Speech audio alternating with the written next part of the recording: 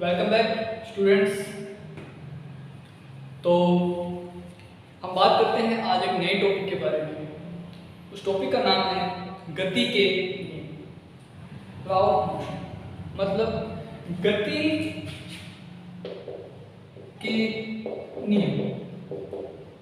इस टॉपिक के बारे में हम इस चैप्टर के अंदर विस्तार पूर्वक चर्चा करेंगे कि गति क्या है, मतलब मोशन क्या है, मतलब मोशन मतलब गति को कहा जाता है मोशन।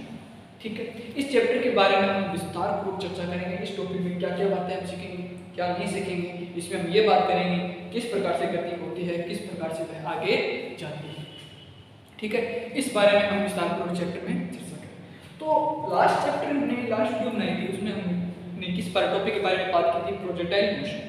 ठीक है, अब मैं जो टॉपिक लेके आया हूँ आपके लिए, वो है आपके लिए गति का नियम। मतलब गति के नियम, कितने नियम हैं गति के, किसने दिए थे, किस प्रकार से दिए थे और इसकी क्यों जरूरत पड़ी।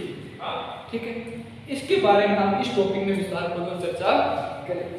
तो देखिए, इस चैप्टर के अंदर सबसे पहले बात करते हैं हम कौन कौन से टॉपिक हम पढ़ेंगे। तो देखिए, सबसे पहले गति के नियम पढ़ने से पहले हमें पढ़ना है बल। बल क्या होगा, बल के बारे में हम गति के नियम पढ़ेंगे, गति के नियम पढ़ेंगे। गति के नियम के बाद हम पढ़ेंगे संवेग, संवेग पढ़ेंगे। उसके बाद में हम आवेग पढ़ेंगे। फिर गति के नियम आ गए। उसके बाद में थोड़ा और आगे चले तो हम पढ़ेंगे घर्षण।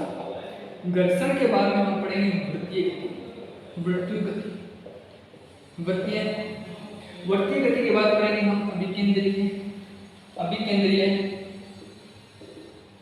अभिकेंद्रीय व अपकेंद्रीय। कौन सा बल, अपकेंद्रीय। ठीक है, अपकेंद्रीय बल। उसके बाद में हम पढ़ेंगे इस टॉपिक से रिलेटेड, इस टॉपिक से रिलेटेड, तो ये टॉपिक और घर्षण से रिलेटेड टॉपिक और पढ़ेंगे। ठीक है, उसके बाद लास्ट टॉपिक हम पढ़ेंगे जड़त्वीय व जड़त्वीय, और वह पढ़ेंगे हम इस डीएम के दैनिक जीवन में, दैनिक जीवन में। ये चैप्टर जो है वो हमारा थोड़ा बड़ा चैप्टर है, थोड़ा हार्ड चैप्टर है, लंबा चैप्टर है, इसलिए हम इसको विस्तार पूर्वक पढ़ेंगे। ठीक है स्टूडेंट्स, तो हम स्टार्ट करते हैं हमारा आज का टॉपिक।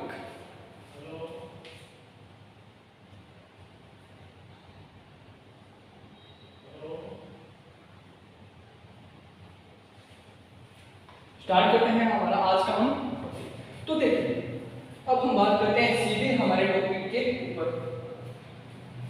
चलिए, गति मतलब मोशन। क्या है गति, गति क्या है, क्या है हमारे को देखिए, मतलब मोशन, मोशन क्या है, गति क्या है। तो देखिए, इसको पढ़ने से पहले हमें ये पढ़ना है कि गति क्या है। समझिए कि जैसे कोई वस्तु है, ये वस्तु, ये बॉल है जो यहाँ पड़ी, मतलब ये अपने स्थान पर क्या है, स्थिर। ये अपने स्थान पर क्या है दोस्तों, स्थिर। ठीक है, स्थिर।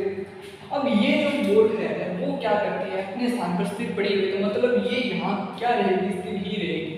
ठीक है, जब यह वस्तु आगे की ओर चलना प्रारंभ कर दे, क्या करे, चले, चलना प्रारंभ करे, और ये कहाँ जाए, कहाँ आ जाए, ये बॉल कहाँ आ जाए, यहाँ। यह बॉल स्थिर है और चलना प्रारंभ कर दे और कहाँ जाए, अपने इस स्थान पर आ जाए, मतलब ए स्थान से बी तक आ जाए। तो इस प्रकार की जो प्रक्रिया होती है, चलने की प्रक्रिया होती है, उसको क्या कहते हैं, मोशन कहते हैं, मतलब गति कहते हैं। कि कोई बॉल अपने ए स्थान से बी स्थान पर चलकर चले, अपनी चलने की प्रक्रिया को, उसको क्या कहते हैं, मोशन कहते हैं, गति कहते हैं। बल्कि इसकी परिभाषा नहीं पूछी जाती, लेकिन हमें पता होना चाहिए कि गति क्या है, क्या है गति। अब बात ये आती है कि गति जो हो रही है, इस गति को कर कौन रहा है, क्यों क्यों हो रही है, और कर कौन रहा है, किस प्रकार से हो रही है, और ये आगे किस कारण से गई, और इसको आगे कौन लेके। क्वेश्चन होता ही नहीं कि अगर ये वस्तु यहाँ है और ये वस्तु आगे किस रूप में जा रही है, कैसे आगे जा सकती है। मतलब कोई वस्तु, मैंने ये कह दिया कि ये वस्तु यहाँ स्थिर है, मतलब ये वस्तु मेरे ये मार्कर है वो अपने मेरे हाथ में स्थिर पड़ा हुआ है, तो ये आगे कैसे गया? ये भी तो आएगा क्वेश्चन कि आगे कैसे गया, इसको कौन लेके गया? इसको लेके गया दोस्तों बल, जो हमने बाहर से बल लगाया, मतलब जैसे बाह्य बल कह सकते हैं, बाह्य, इसके ऊपर भी हम बात करेंगे। कौन इसको आगे लेके गया, किस प्रकार से गया, आगे गया, ठीक है। अब देखिए किस प्रकार से आगे गया, कौन इसको आगे लेके गया। तो देखिए ए स्थान से बी स्थान तक गया, चलने की प्रक्रिया क्या होगी। अब चलिए बल के ऊपर बात करते हैं, थोड़ा बल को देखते हैं, ठीक है। बल को बल मतलब बोला जाता है फोर्स। क्या बोला जाता है? फोर्स। फोर्स क्या है? बल क्या है? समझिए कि जब आप किसी वस्तु को क्या लगाते हैं, कोई वस्तु है जो यहाँ पड़ी हुई है, उस वस्तु को इस स्थान से विस्थापित करना, विस्थापित कर उसकी एक समान चाल में परिवर्तन करने की प्रक्रिया को क्या कहते हैं? बल कहते हैं। मतलब बल की परिभाषा पूछ ले तो कॉपी निकालिए, पेन निकालिए, तो उसमें बल की परिभाषा लिखिए, छोटी सी परिभाषा है लिखिए कि बल एक कारक है जो वस्तु की विरामावस्था से, वस्तु की विरामावस्था मतलब स्थिर अवस्था से, विरामावस्था से एक सरल रेखा में एक समान गति अवस्था में परिवर्तन लाए या परिवर्तन लाने का प्रयास करें, उसको कहते हैं गति, उसको कहते हैं बल, मतलब फोर्स। अब फोर्स हो गया मतलब ये वस्तु के ऊपर जब हमने थोड़ा बल लगाया, इस वस्तु के ऊपर F लगाया, तो ये कहाँ चली गई? यहाँ चली गई। ये कहाँ चली गई? यहाँ चली गई, मतलब A स्थान से वह B स्थान पर चली गई, इसके द्वारा बल के द्वारा, ठीक है। B स्थान पर चली गई, ठीक है। अब वो यहाँ तक गई है तो उसको लेके कौन गया?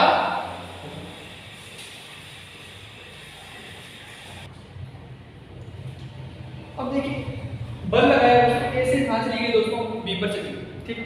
अब इसके ऊपर हमने क्या किया? बाहर से बल लगाया। बल क्या है? किसी वस्तु, कोई वस्तु है A, उसका कोई ना कोई क्या होगा? भार होगा, और वह त्वरण और उसके त्वरण के गुणनफल को क्या कहा जाता है? बल कहा जाता है। मतलब F का सूत्र जो निकल के आएगा वो आएगा हमारा M गुना मतलब देखिए वस्तु है यहाँ, अब कोई वस्तु के ऊपर बल लगाया और वह वस्तु कुछ ना कुछ क्या गई? वेलोसिटी से, कुछ ना कुछ वेलोसिटी से क्या गई? आगे की और गई, मतलब उसके पास कोई ना कोई क्या होगा? वेग होगा, कोई ना कोई वेग होगा।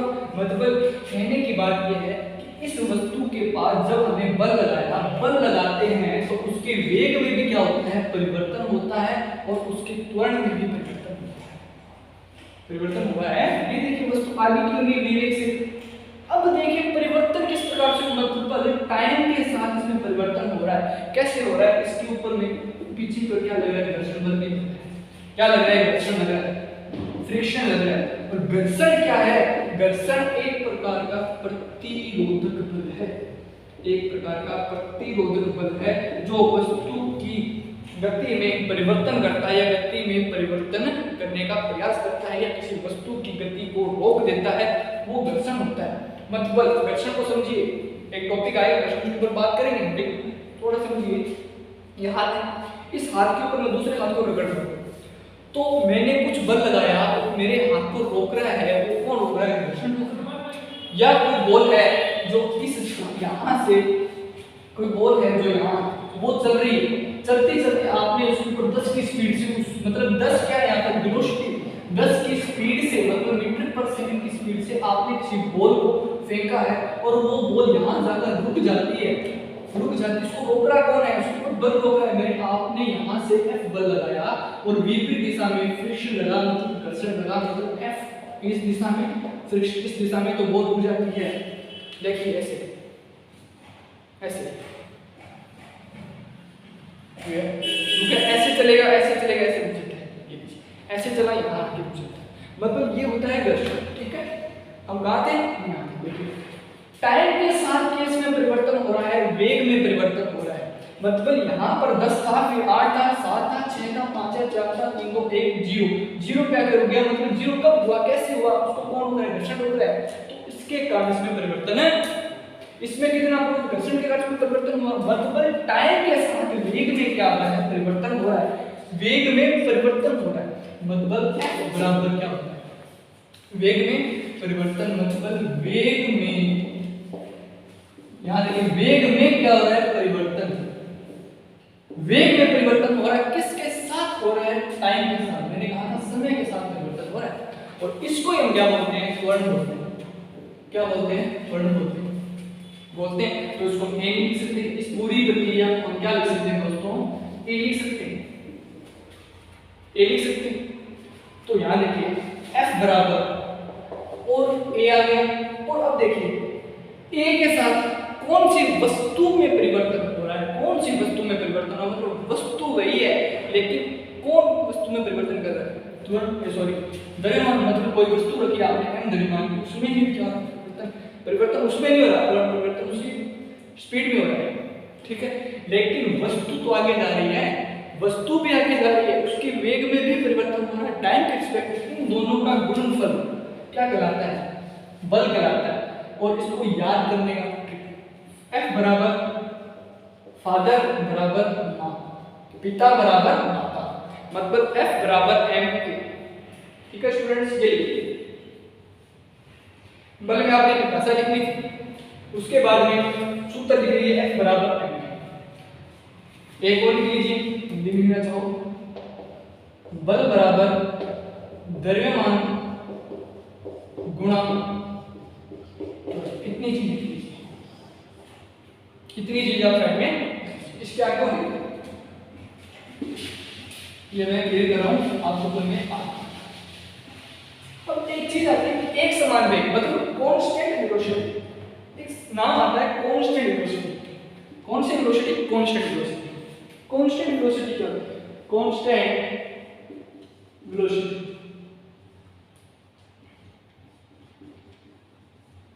कांस्टेंट मतलब नियत,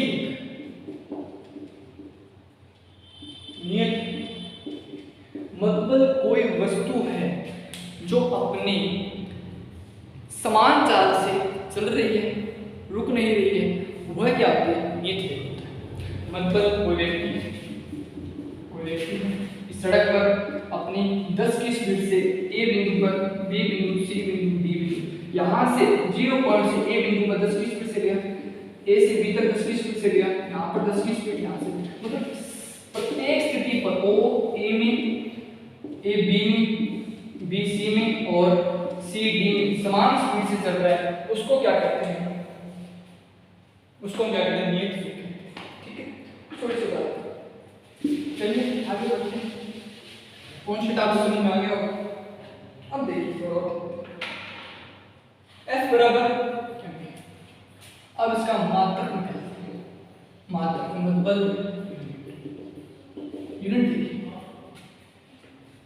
m द्रव्यमान कोई भार है, भार को हम लिखते हैं किलोग्राम, त्वरण का मात्रक मीटर पर सेकंड स्क्वायर, ये है m के सी। अब देखिए सीजीएस में देखिए, सीजीएस इन सेंटीमीटर मतलब ग्राम मीटर पर सेकंड की ये होती है, ठीक है। अब आता है इसका एसआई मात्रक, इंटरनेशनल यूनिट, ठीक है। एसआई मात्रक लिख लीजिए न्यूटन, ठीक है। और एक मात्रक और होता है उसका,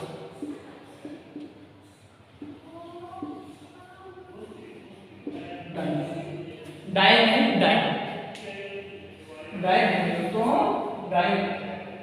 क्या होता है,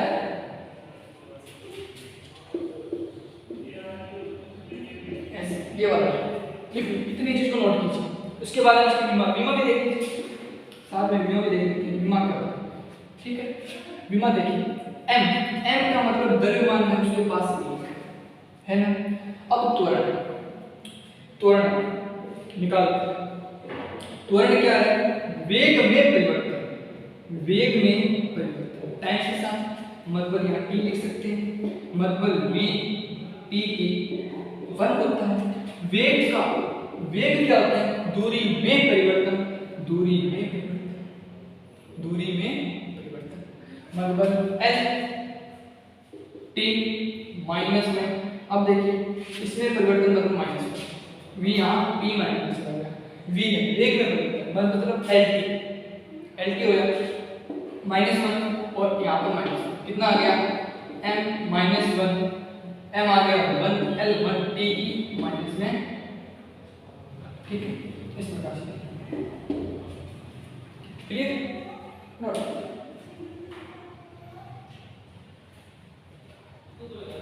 इसको नोट कीजिए m1 l1 t माइनस में, ये है हमारा बल का मात्रक, ठीक है मतलब m1 l1 t माइनस बल का मात्रक, इसका न्यूटन इसका टाइम, नोट कीजिए।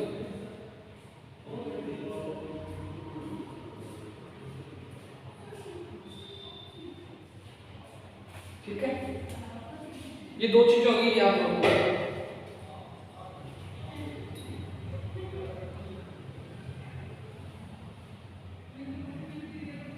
अब देखिए इतनी चीज हमने कर ली, इसकी थोड़ा और आगे चलते हैं, थोड़ा और आगे चलते हैं। बल पढ़ लिया, बल के बाद में एक चीज और देख लेते हैं अपना क्या है। अब बल सिर्फ आप देखिएगा आपकी बुक के हिसाब से, तो वैसे बल बहुत प्रकार के हैं। तो अब बल एक होता है संतुलित बल, एक होता है असंतुलित बल, एक होता है संतुलित बल, एक होता है असंतुलित बल। कौन कौन सा? एक संतुलित बल होता है और एक असंतुलित बल होता है। अब देखेंगे कौन कौन से बल होते हैं, संतुलित बल और एक होता है असंतुलित बल। पहले ये देखिए संतुलित, उसके बाद उधर देखते हैं असंतुलित। याद नोट करिएगा, इधर देखते हैं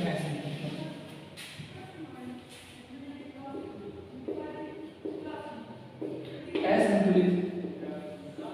देखिए अब देखिए एग्जांपल के थ्रू समझते हैं। ये कुछ है, इसके ऊपर किसी वस्तु को मिले,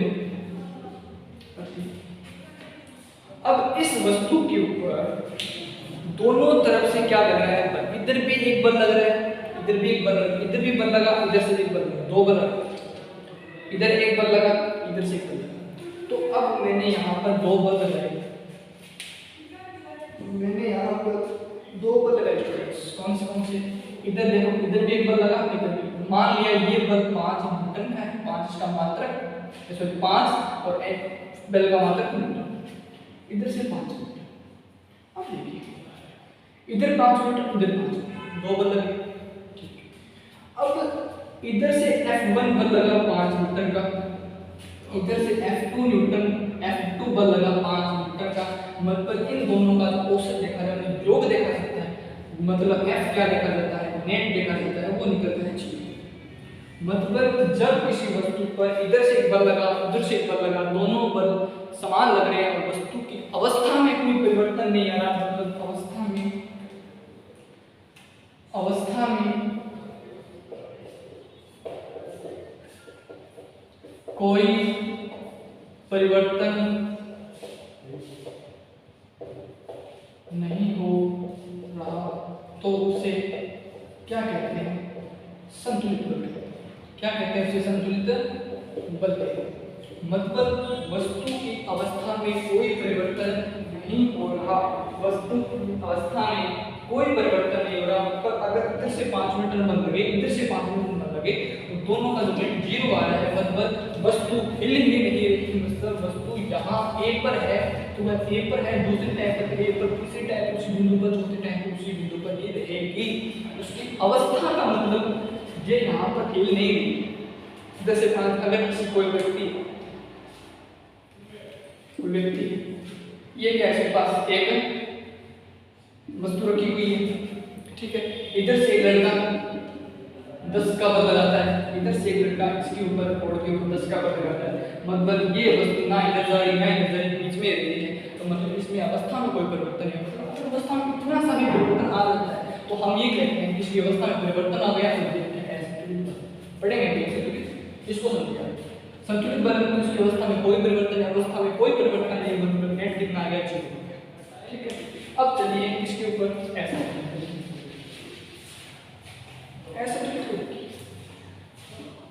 अब ये बोर्ड है, ठीक है। इधर मैंने लगाया 5 न्यूटन का बल, इधर मैंने क्या लगाया 5 न्यूटन का बल, इधर मैंने लगा दिया 7 न्यूटन का बल। तो अब देखिए F1 है हमारा 5, F2 है हमारा 7, F नेट कितना आ गया 5, 2 कितना आ गया 2 न्यूटन। मतलब 2 न्यूटन से क्या मतलब हुआ कि जो वस्तु कमजोर है, जिधर बल कम लग रहा है वो वस्तु उधर की हो जाएगी। फोर्स सिस्टम की ये मार्कर है, यहाँ रखा हुआ है, इधर से किसी ने 5 का बल लगाया, इधर से किसी ने 2 का बल लगाया। अब ये मार्कर इधर जाएगा, जिधर बल कम है मतलब वो वस्तु जाएगी। एक व्यक्ति इधर से बल लगाया, एक इधर से लगाया, मतलब इधर 2 का है, इधर 5 का है, तो अब ये वस्तु किधर जाएगी, जिसने ज्यादा जोर लगाया उसकी तरफ नहीं, दूसरे की तरफ जाएगी। मतलब ये वस्तु इधर जाएगी। तो 5 का इधर 7 का कम किधर है, इधर है, तो ये वस्तु इधर की घिसना प्रारंभ हो जाएगी। मतलब इसकी अवस्था में क्या हुआ दोस्तों, परिवर्तन। अवस्था में क्या हो गया, परिवर्तन हो गया। अवस्था में परिवर्तन कौन सा बल करता है, असंतुलित बल करता है, याद रखना। और जिसका F नेट कितना होता है, 0 नहीं होता।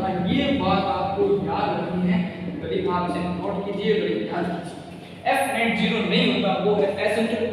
F नेट 0 होता है, वो संतुलित। ये नोट आई होप आपको ये चीज समझ में आ गई। वेरी अच्छे तरीके से समझिए, याद रखना। F नेट 0 हो संतुलित, F नेट में संतुलित, ठीक है। अवस्था में परिवर्तन कर देंगे संतुलित, अवस्था में परिवर्तन नहीं करेंगे तो असंतुलित। ये नोट कीजिए, ठीक है। ये हो गया हमारा बल के बारे में कुछ नहीं दिया गया। और बल आपको पता है एक सदिश राशि होती है, बल एक सदिश राशि होती है। कुछ और भी बल दिए गए हैं,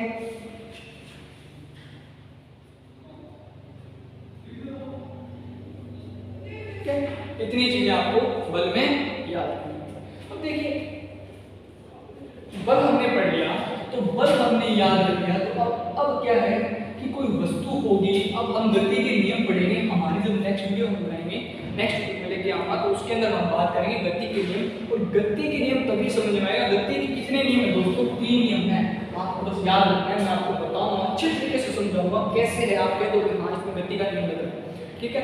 गति के नियम 3 है, और इस गति के नियम में हम किसका उपयोग किया गया है, बल का उपयोग है। मतलब कोई भी वस्तु बल के बिना कुछ नहीं है। मतलब कोई वस्तु यहाँ पड़ी हुई ना, कोई नहीं है, या आगे नहीं जाएगी जब तक इसको कोई बाई बल नहीं है, इसको कोई बल नहीं लगा।